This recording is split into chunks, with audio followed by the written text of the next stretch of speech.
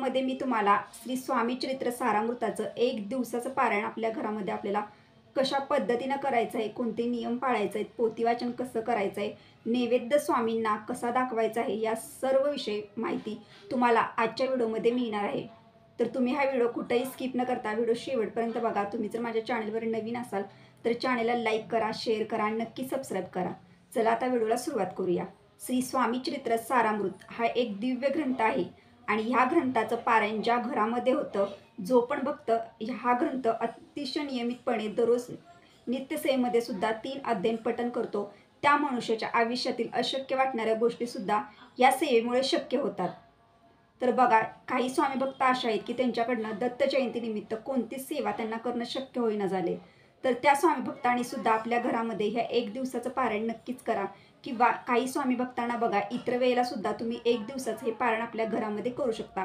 म्हणजे ज्या पण दिवशी तुम्हाला वाटेल की आपण आपल्या श्री स्वामी चरित्र सारामृताच्या पवित्र ग्रंथाचं 1 दिवसाचं पारायण आपण आपल्या घरामध्ये करावं, असं तुम्हाला ज्या पण दिवशी वाटेल त्या दिवशी तुम्ही एखादा गुरुवार बघा आणि आपल्या स्वामींचं हे पारायण आपल्या घरामध्ये करा। ह्या ग्रंथामध्ये 1 ते 21 अध्यायांमध्ये इतकी प्रभावी शक्ती आहे की आपल्या स्वामी महाराजांचं या पूर्ण ग्रंथामध्ये वर्णन दिलेलं आहे।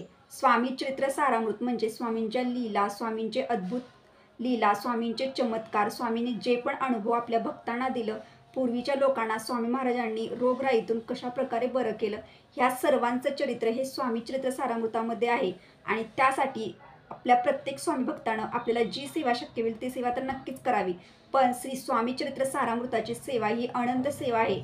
जो पण भक्त हे नित्य नियमित पठण करतो, म्हणजे आपल्या दररोजच्या नित्य सेवेमध्ये 3 अध्याय पठण करतो, 11 माळी जप करतो, त्या मनुष्याच्या आयुष्यामध्ये कोणत्या सुद्धा गोष्टी ह्या अशक्य होत नाहीत। त्या गोष्टी ह्या शक्य स्वामी महाराज स्वतः करून दाखवतात, कारण त्या भक्तावरती स्वामींचा आशीर्वाद, कृपा आशीर्वाद कायम असतो। तर ह्यासाठीच आपल्या घरामध्ये तुम्हाला शक्य होईल त्या दिवशी तुम्ही हे पारायण नक्कीच करा। पण ज्या स्वामी भक्तांना दत्त जयंतीनिमित्त 1 दिवसाचं पारायण करायचं आहे, छोटीशी सेवा आहे, अगदी मनापासून करा, श्रद्धेनं करा, सेवेचा अनुभव खूप मोठा आहे।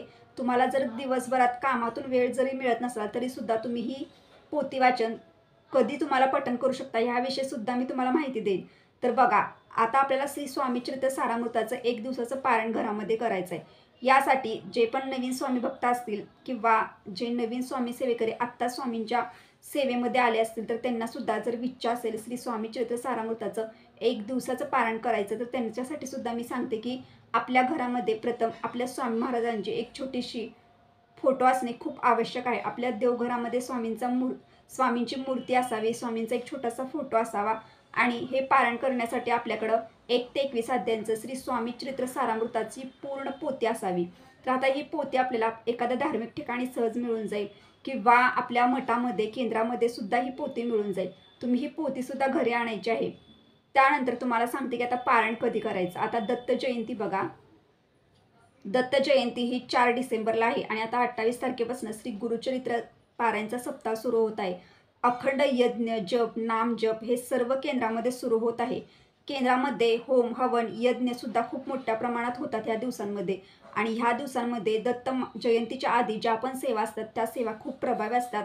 ह्या सेवेचा अनुभव हा त्वरित येत जातो। त्यासाठी प्रत्येक स्वामी भक्तांना आपल्या घरामध्ये हे 1 दिवसीय पारायण नक्कीच तुम्ही करा, कारण ह्या पारायणची शक्ती ही खूप महान कधी करू शकता। तुम्हाला जर दत्त जयंतीच्या आधी जर तुम्हाला स्वामी सेवेमध्ये एक छोटासा खारीचा वाटा जरी द्यायचा असेल, तर तुम्ही हे पारायण दत्त जयंतीच्या आधी 1 दिवसाचं तुम्ही एखादा दिवस बघून करू शकता। आता 28 तारखेला श्री गुरुचरित्र पारायण सुरू होत आहे। ह्या दिवसांमध्ये सुद्धा तुम्ही 1 दिवस आपल्या घरामध्ये हे पारायण नक्कीच करू शकता।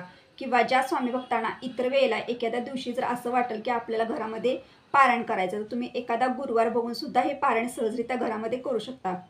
तर आता पारायणासाठी आपण एखादा दिवस बघून घ्यायचा, त्या दिवशी तुम्हाला सकाळी लवकर उठायचं आहे। पोथी वाचन, पारायण कसं करायचं, कोणते नियम आहेत ह्यासाठी, हे सुद्धा सर्व तुम्हाला सांगेन मी। त्यासाठी व्हिडिओ स्किप करत बघू नका, पूर्ण व्हिडिओ बघा, म्हणजे तुम्हाला सेवा कशा करायच्या हे सुद्धा समजेल। तर आता बघा, श्री स्वामी चरित्र सारामृताचं आपल्याला 1 दिवसाचं पारायण आपण घरामध्ये करायचं आहे। आपण हे मनाशी ठरवलेलं आहे। तर त्यासाठी काय करायचं, तर त्यासाठी आपल्याला ज्या दिवशी आपण पारायणाला सुरुवात करणार आहोत त्या दिवशी सकाळी लवकर उठायचं। उठल्यानंतर बघा, आता आपण आपल्या घरामध्ये पारायण करणार आहे आणि श्री स्वामी चरित्र सारामृताच्या पोथीचं पारायण करणार आहे। त्यासाठी त्या दिवशी ना सकाळी लवकर उठा आपल्या घरामधील जे पण अंगण असतं ना आपलं, ते कायम सुशोभित करायचं. कारण माता लक्ष्मी ही साक्षात बाहेरूनच प्रवेश आपल्या घरामध्ये करत असते आणि ज्या व्यक्तीचं अंगण, ज्या व्यक्तीचं प्रवेशद्वार हे सुशोभित असतं, त्या घरामध्ये माता लक्ष्मी नक्कीच प्रवेश करते. ह्यासाठी तुम्ही नक्कीच तुमच्या जे पण आपलं छोटंसं अंगण असतं, त्या अंगणामध्ये रांगोळीचा सडा टाकायचा. आपलं प्रवेशद्वार सुशोभित करायचं. उंबऱ्याला हळदीचं लेपन करायचं. उंबऱ्यावर हळदी कुंकू व्हायचं. त्यानंतर उंबऱ्यावर सुद्धा एक छोटीशी रांगोळी काढून घ्यायची. हे सर्व त्या दिवशी सकाळी उठल्यानंतर प्रत्येक महिलेनं करायचं आहे. तर आता हे पारायण कोण करू शकतं? तर आता श्री स्वामी चरित्र सारामृताचं पारायण ही जी स्वामींची सेवा ज्या व्यक्तीची इच्छा आहे ती व्यक्ती करू शकते. सुवासिनी महिला करू शकते पारायण, किंवा एखादी मुलगी करू शकते, एखादा मुलगा करू शकतो, पुरुष करू शकतो. ज्या पण व्यक्तीला वाटतं की मला स्वामींचं हे पारायण करायचं आहे, ती व्यक्ती अगदी मनापासून श्रद्धेने पारायण नक्कीच तिच्या घरामध्ये करू शकते. तर आता त्यानंतर काय करायचं? पारायण करणार म्हटलं आणि आपल्या घरामध्ये जर स्वामींची मूर्ती असेल ना, तर मूर्तीवर अभिषेक हा नक्कीच त्या दिवशी तर तुम्ही नक्कीच घाला. तुम्हाला दररोज शक्य होत नाही, पण स्वामींच्या मूर्तीवर दर गुरुवारी जे सणवार असतात त्या दिवशी अभिषेक हा प्रत्येक घरामध्ये झालाच पाहिजे. तसा स्वामींच्या मूर्तीवर अभिषेक हा दररोज झाला पाहिजे. पण काही वेळेला धावपळीमुळं, कामामुळे आपल्याला ते शक्य दररोज होत नाही. पण गुरुवारी आणि अशा तुम्ही पारायण ज्या दिवशी करणार आहे त्या काळामध्ये तुम्हाला अभिषेक हा नक्कीच करायचा आहे. स्वामींची मूर्ती असेल तर पंचामृतानं एक वेळा अभिषेक करायचा. त्यानंतर तुम्हाला पाण्यानं अभिषेक करायचा आहे. पंचामृताचा अभिषेक करत असताना आपल्याला एक वेळा स्त्री सुक्ताचं पठण करायचं आहे, एक वेळा पुरुष सुक्ताचं पठण करायचं आहे.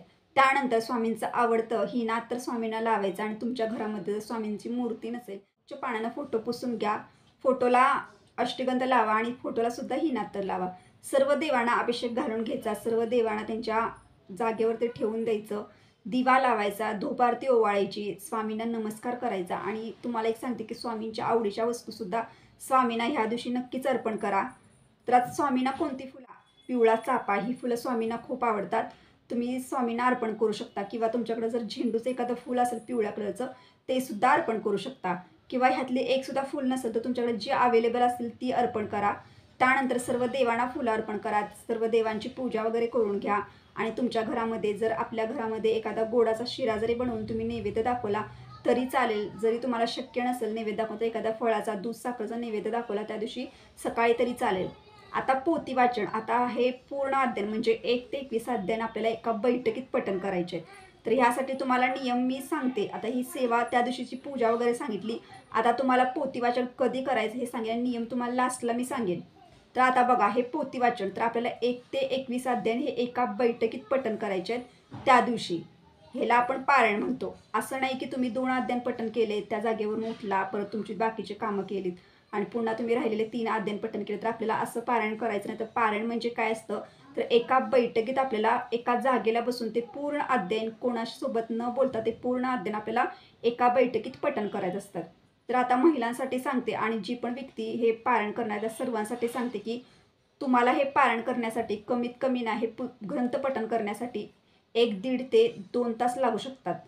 जर जुने स्वामी सेवेकरी असतील तर 1 तास सुद्धा लागू शकतो. पण आता जे नवीन स्वामी भक्त म्हणजे स्वामी सेवेमध्ये आले असतील तर त्यांना 1.5 किंवा 2 तास नक्कीच लागू शकतात. पुस्तक खूप छोटं आहे आत्ताचं आणि अध्ययनसुद्धा खूप छोटे छोटे आहेत. पण मी तुम्हाला एक सांगितलं तुम्हाला एवढा वेळ लागू शकतो. मग तुम्ही काय करायचं? तर बघा, सकाळी आपल्याला हे पारायण आपण सकाळी 5 वाजल्यापासून पहाटे संध्याकाळी 6 वाजेपर्यंत घरामध्ये करू शकतो. फक्त आपल्याला दुपारी 12 ते 12:30 मध्ये सेवा करायची नाही. ती आपल्या दत्त महाराजांच्या येण्याची वेळ असते, म्हणजे भिक्षेची वेळ असते. यासाठी त्या वेळेला पोथीवाचन थांबवायचं. तर तुम्ही हे पोथीवाचन तुमच्या वेळानं बघा. तुम्हाला त्या वेळेला कोणतंही काम लागणार नाही. आता तुम्ही जर सकाळी 8 वाजता जर बसला तर 8 वाजता जर तुमच्या घरामध्ये तुम्हाला 2 तास कोणत्याही प्रकारची काम लागणार नाही. कोणी तुम्हाला मधून उठवणार नाही किंवा कोणालाही काही तुम्हाला घरातल्या व्यक्तींना द्यावं लागणार नाही. तुम्हाला असा वेळ पाहिजे की 2 तास तुम्ही ठरवले पाहिजे की ह्या वेळामध्ये मला पूर्ण पोथी वाचन करायचं आहे. अशा वेळ तुम्ही बघून घ्या की तुम्हाला दुपारी जर 3:30 वाजता जर असा वेळ असेल तर तुम्ही 3:30 वाजता सुद्धा पोथी वाचनाला बसू शकता. किंवा तुम्हाला 4:30 वाजता जरी वेळ असेल तर 4:30 वाजता सुद्धा बसू शकता. पण आपल्याला 6:30च्या आधी पोथी वाचन आपलं संपवायचं आहे. तर आता प्रथम सांगते की तुमच्या वेळानुसार तुम्ही 2 तास तुमच्या पूर्ण दिवसामधले, फक्त ती वेळ सोडून पूर्ण दिवसामधले 2 तास तुम्हाला ठरवायचे की त्या वेळेमध्ये आपल्याला कोणतंही काम लागणार नाही. कोणीसुद्धा आपल्याला काम सांगणारही नाही. आपल्याला त्या वेळेमध्ये काम लागणार, कारण महिलांच्या अशा खूप प्रॉब्लेम असतात की ते पोथी वाचनासाठी पठण करण्यासाठी बसतात आणि नंतर पुन्हा एकदा काहीतरी असं काम लागलं की पुन्हा त्यांना उठावं लागतं. पण तुम्ही आधीच ह्या गोष्टी ठरवून घ्यायच्यात. आपल्याला पारायण करायचं आहे, आपल्याला त्यासाठी एका जागेवर बसूनच करायचं असतं. तर आता बघा, तुम्ही ज्या वेळेला पारायणला सुरुवात करणार त्यावेळेला काय करायचं, पूजा मांडणी आहे का? तर बघा, पूजा मांडणी वगैरे ह्या पारायणासाठी आपल्याला करण्याची आवश्यकता नाही. तुम्ही न पूजा मांडणी करता सुद्धा आपल्या स्वामी महाराजांजवळ देवघराजवळ बसून हे पोथी वाचन केलं तरी सुद्धा चालू शकतं. पोथी वाचन करायला बसताना काय करायचं, तर त्या दिवशी आपल्याला बसण्यासाठी आसन घ्यायचं. जी आपली श्री स्वामी चरित्र सारामृताची पूर्ण ग्रंथाची जी पोथी आहे, ती पोथी तुमच्याकडे जर एक छोटासा पाट असेल तर त्याच्यावर ठेवायची. पाटाच्या खाली आपल्याला एक छोटंसं वस्त्र घ्यायचं आणि त्याच्यावरतीच पोथी ठेवायची. पोथी अशी कधीसुद्धा म्हणजे डायरेक्ट पाटावरती वगैरे ठेवायची नाही. एक तुम्हाला छोटंसं ब्लाऊज पीस वगैरे घ्यायचं आणि त्याच्यावर कायम आपले ग्रंथ जे असतात ते ठेवायचे असतात. तर त्यानंतर बसण्यासाठी आसन घ्यायचं आणि तुम्हाला प्रथम ते वाचन पठण करायला बसल्यानंतर आपल्याला काय करायचं आहे, तर पहिल्यांदा आपल्याला स्वामींना नमस्कार करायचा. तुमची जी इच्छा असेल ती स्वामींना बोलायची आणि स्वामींना सांगायचं की मी 1 दिवसाचं तुमचं श्री स्वामी चरित्र सारामृताचं अगदी मनापासून श्रद्धेनं घरामध्ये पारायण करणार आहे. तुमचा आशीर्वाद कायम आमच्या घरावर राहू दे, माझ्यावर राहू दे, सर्व प्रार्थना करायची. तुमची जी इच्छा असेल ती बोलायची आणि त्यानंतर तुम्हाला पोथी वाचन करायचं आहे. आता मी संकल्प तुम्हाला जर करून करायचं असेल ना पोथी वाचन 1 दिवसाचे पारायण, तरीसुद्धा तुम्ही करू शकता. पण ज्यांना जर संकल्प करायचा नसेल तरीसुद्धा त्यांनी असं जरी पठण केलं तरी चालेल, कारण ही सेवा फक्त आपल्या स्वामी महाराजांजवळच पोचते. आणि मला तर वाटतं की 1 दिवसाच्या पारायणासाठी संकल्प केला तुम्ही तरी चालेल, किंवा तुम्हाला जर इच्छा असेल तरी करा. नसेल इच्छा, तुम्ही असं जरी पोथी वाचन पारायण केलं तरीसुद्धा चालेल. पण जर तुम्हाला इच्छा असेल की तुम्हाला संकल्प तर करायचा आहे, तर तुम्ही संकल्प कसा करायचा हे सुद्धा मी आपल्या चॅनलवरती व्हिडिओमध्ये सांगितलेलं आहे. तर तुम्ही ते व्हिडिओ बघून घ्या. तिथे सुद्धा तुम्हाला समजेल की संकल्प कसा करायचा आहे. तर संकल्प करायचा जर असेल तर तुम्ही एक काय करा, तर हातामध्ये थोडंसं पाणी घ्या. या उजव्या हातामध्ये त्याच्यामध्ये एक फूल टाका, अक्षता टाका, हळदी कुंकू टाका आणि तुम्ही स्वामींजवळ तुमची इच्छा बोला आणि म्हणा, मी 1 दिवसाचं हे स्वामी चरित्र सारामृताचं पारायण करत आहे आणि माझी अशी इच्छा आहे ती नक्कीच पूर्ण करा आणि माझ्याकडून हे पारायण व्यवस्थित करून घ्या, असं बोला. आणि तुमच्या हातातलं जे पाणी असतं, म्हणजे जे आपण संकल्प केला तो आपल्या तामणामध्ये सोडून द्यायचं आहे आपल्याला आणि त्यानंतर नमस्कार करायचा आणि तुम्ही पोथी वाचनाला सुरुवात करू शकता. आता पोथी वाचन करत असताना आपल्याला प्रथम काय करायचं, तर प्रथम तुम्हाला एक लक्षात ठेवायचं की पोथी वाचन करायला बसताना तुम्हाला आपल्या देवघरामध्ये दिवा, धूप, आरती सर्व जोपर्यंत आपलं पोथी वाचन पूर्ण होत नाही तोपर्यंत आपल्या घरामध्ये आपल्याला धूप हा लावायचा आहे. त्यानंतर काय करायचं, त्यानंतर प्रथम आपल्याला 11 माळी, जर तुम्हाला शक्य असेल तर 11 माळी स्वामी समर्थांचा जप करा, किंवा 1 माळ जरी केला तरी चालेल. 1 माळ श्री स्वामी समर्थ महाराजांचा जप करायचा, 1 माळ तुम्हाला गायत्री मंत्राचा जप करायचा आणि त्यानंतर तुम्हाला एक अध्याय म्हणजे पहिला अध्याय वाचायला सुरुवात करायची. 1 ते 21 अध्याय आपल्याला एका बैठकीत एका जागेवरती बसूनच वाचायचे आहेत. तिथून आपल्याला उठायचं नाही, कारण आपण हे पारायण करत आहोत. एका बैठकीत तुम्हाला सर्व वाचून घ्यायचं, हे लक्षात तुम्ही ठेवूनच पारायणला सुरुवात करा. संध्याकाळ आपल्याला एकदा गणपतीची आरती करायची, त्यानंतर आपल्याला स्वामी महाराजांची आरती करायची, म्हणजेच दत्त महाराजांची जरी तुम्ही आरती केली तरी चालेल. आणि त्यानंतर आपल्याला आपल्या घरामध्ये नैवेद्य कोणता बनवायचा आहे किंवा नैवेद्य त्या दिवशी कोणतं दाखवायचं तुम्हाला सांगते. आता आपण 1 दिवसाचं स्वामी चरित्र सारामृताचं पारायण घरामध्ये केलेलं आहे. स्वामींच्या आवडीच्या वस्तू, स्वामींच्या आवडीच्या गोष्टी त्या दिवशी नक्कीच करा. मी ह्यासाठी सुद्धा मगाशी तुम्हाला म्हटलं, कारण स्वामींना आपल्याकडनं फक्त सेवा हव्या असतात. आपण किती सेवा मनापासून करतो, किती श्रद्धेनं करतो आणि कशा सेवा करतो हे ते बघत असतात. ते हे बघत नाही की आपण त्यांच्यासाठी कोणती फुलं आणल्यात किंवा कोणता नैवेद्यामध्ये 5 पक्वानं केल्यात, हे ते कधीच बघत नाही. पण आपण एक स्वामी भक्त आहोत म्हटल्यानंतर आपण त्यांच्या आवडीच्या वस्तू किंवा त्यांच्या आवडीच्या गोष्टी करणं हे खूप महत्त्वाचं आहे मला वाटतं. कारण जेव्हा आपल्याला आपल्या आवडीच्या वस्तू मिळतात तेव्हा आपल्याला सुद्धा असं चांगलं वाटतं. त्यासाठी आपण आपल्या स्वामींसाठी नक्कीच आवडीचा नैवेद्य आपली एक इच्छा असते आणि त्यांना सुद्धा ते आवडतं आणि आपल्याला एक वाटतं की आपल्याकडनं त्यांना काहीतरी अर्पण व्हावं. यासाठी तुम्हाला नैवेद्य सांगते की त्यांच्या आवडीचे नैवेद्य आहेत आणि त्यातला तुम्हाला जो शक्य होईल तो नैवेद्यामध्ये तुम्ही समावेश नक्कीच करा. आता नैवेद्यामध्ये बघा, स्वामींना शेवाळ्याची खीर खूप आवडते, स्वामींना कांदा भजी आवडतात, स्वामींना बेसनाचे लाडूसुद्धा आवडतात. ह्या सर्व पदार्थामधलं तुम्ही एक पदार्थ जरी नैवेद्यामध्ये घेतला तरी चालेल, किंवा तुम्ही चपाती बनवली, चपातीनंतर कांदा भजी किंवा घेवड्याची भाजी, वरण, भात हे सर्व पदार्थ जरी बनवले आणि त्यामध्ये कांदा भजी आणि शेवाळ्याची खीर जरी घेतली आणि तो नैवेद्य जरी स्वामींना अर्पण केला तरीसुद्धा चालेल. पण नैवेद्य त्या दिवशी अर्पण करत असताना आपल्याला नैवेद्याचं ताट हे पूर्ण भरून घ्यायचं आहे. पूर्ण मोठं ताट, जसं आपण स्वतःसाठी जेवायला बसतो किंवा आपल्या घरामध्ये एखादी व्यक्ती आल्यानंतर जेवणासाठी आपण जेव्हा बोलवतो तेव्हा आपण त्या व्यक्तीला कसं ताट भरून व्यवस्थित देतो तसं आपल्याला ताट व्यवस्थित भरून घ्यायचं आहे. आणि नैवेद्य दाखवताना आपल्याला त्या दिवशी तुळशी पत्राचा वापर हा नक्कीच करायचा आहे.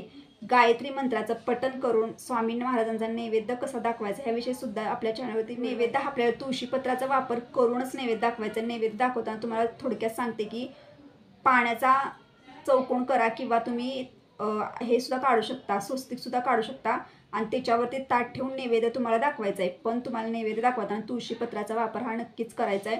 आणि जसा आपल्या केंद्रामध्ये आपल्या स्वामी महाराजांना आरतीच्या वेळेला नैवेद्य दाखवतो तसाच नैवेद्य आपल्याला आपल्या घरामध्ये त्या दिवशी दाखवायचा आहे. तसं तुम्हाला इतर वेळेला जेव्हा आपण पूजा वगैरे करतात तेव्हा दररोज तुम्हाला असंच नैवेद्य दाखवते, पण दररोज आपल्याला नैवेद्य दाखवणं शक्य नसतं. यासाठी आपण आपल्या घरामध्ये एखादा गोडाचा शिरा बनवतो, खीर बनवतो आणि आपल्या घरामध्ये जे गोड पदार्थ असेल त्याचा आपण नैवेद्य दाखवतो. पण ज्या दिवशी तुम्ही सण असेल किंवा स्वामींचे असे विशेष दिवस असतील त्या दिवशी तर असे ताट भरून तुम्ही नक्कीच आपल्या घरामध्ये अशा पद्धतीने नैवेद्य दाखवा. त्यानंतर हे सर्व सेवा झाल्या, स्वामींना नैवेद्य दाखवला, हे सर्व झाल्यानंतर त्या दिवशी आपल्याला नियम कोणते बघा. ह्या पारायणचे नियम जास्त नाहीत, यासाठी मी नियम तुम्हाला थोडे म्हणजे लास्टमध्ये सांगत आहे. तर नियम काय आहे, नियम त्या दिवशी एका दिवसाच्या पारायणासाठी काय नियम आहेत, तर त्या दिवशी आपल्या घरामध्ये तुम्हाला आता हा नियम सर्वांनी पाळला पाहिजे. आणि मला वाटतं की ज्या घरामध्ये पारायण करणार आहे त्या घरामध्ये नक्कीच पाळणार हा नियम. कारण हा नियम असा आहे की त्या दिवशी आपल्या घरामध्ये कोणत्याही प्रकारचा मांसाहारी पदार्थ बनवला गेला जाणार नाही, याची तुम्ही नक्कीच काळजी घ्या. आणि एक दिवसाचं पारायण आहे, एक दिवसाचं पारायणासाठी आपल्या घरातील प्रत्येक व्यक्ती, सर्व व्यक्ती जे असतील तो हा नियम नक्कीच पाळतील, मला एवढी अपेक्षा. कारण एक दिवसाचं पारायण आपण गुरुवारी सुद्धा करू शकतो आणि गुरुवारी आपल्या घरामध्ये असे पदार्थ कधीही बनवले जात नाहीत. स्वामी भक्तांच्या घरामध्ये गुरुवारी असे पदार्थ नसतात. यासाठी तुम्ही गुरुवार बघून सुद्धा सेवा करू शकता. किंवा आता जो येणारा गुरुवार आहे बघा, दत्त जयंतीच्या आधी जो गुरुवार आत्ता येणार आहे त्या गुरुवारी सुद्धा तुम्ही तुमच्या घरामध्ये एक दिवसाचं हे पारायण करू शकता. फक्त घरामध्ये मांसाहारी बनवलं जाणार नाही, मांसाहारी पदार्थ आपल्या घरामध्ये त्या दिवशी चुकूनही आणायचं नाही, बनवायचा सुद्धा नाही. घरामध्ये शुद्ध शाकाहारी भोजन पाहिजे. घरामध्ये तेवढी शुद्धता पाहिजे. घरामध्ये तुमच्या सकाळी आणि संध्याकाळी तुम्हाला गोमूत्र शिंपडायचं आणि घरामध्ये पवित्रता, शुद्धता ठेवण्याचा त्या दिवशी नक्कीच प्रयत्न करा. आणि हे एक दिवसाचं पारायण तुम्ही तुमच्या घरामध्ये करा. तुमची जी पण इच्छा असेल ती स्वामीला नक्कीच पूर्ण करताल. कारण ह्या ग्रंथामध्ये प्रचंड अशी शक्ती आहे. या ग्रंथाच्या पठणामुळे अशक्य वाटणाऱ्या गोष्टी सुद्धा शक्य होतात. आणि ज्या पण स्वामी भक्ताच्या आयुष्यामध्ये प्रॉब्लेम असतो त्यातून स्वामी महाराज त्याला स्वतः मार्ग दाखवतात. हे तुमच्याकडनं जर कोणती सेवा करणं तुम्हाला जर शक्य नसेल तर ही सेवा तुम्ही नक्कीच करा एक दिवसाचं पारायणची. आता तुम्हाला थोड्या दिवशी ज्या दिवशी तुम्ही पारायण करायला घेणार आहात त्या दिवशी जर दिवसभरामध्ये तुमच्या दारापुढे जर एखादी गोरगरीब व्यक्ती, गरजू व्यक्ती आली किंवा एखादी गरीब व्यक्ती आली तर तुमच्याकडे जे असेल ते तिला दानाच्या स्वरूपात नक्कीच तुम्ही दान करा. त्यानंतर एखादा जर प्राणी आला किंवा एखादं कुत्रा आलं तर त्यांना सुद्धा तुमच्याकडे जे असेल ती चपाती वगैरे खाऊ घाला. कारण ह्या सेवा सुद्धा तितक्याच महत्त्वाच्या, तितक्या सेवा आपण आपल्या स्वामींच्या करत असतो. अशा पद्धतीने तुम्ही तुमच्या घरामध्ये एक दिवसाचं श्री स्वामी चरित्र सारामृताच्या हे पूर्ण पोथीचं ग्रंथाचं पारायण घरामध्ये नक्कीच करा. ज्या घरामध्ये हे पारायण होतं त्या घरातील कुटुंबावर स्वामी महाराजांची कृपा, आशीर्वाद कायम राहतो. यासाठी ज्या पण स्वामी भक्ताची इच्छा असेल त्या भक्तांना आपल्या घरामध्ये एक दिवसाचं पारायण नक्कीच करा.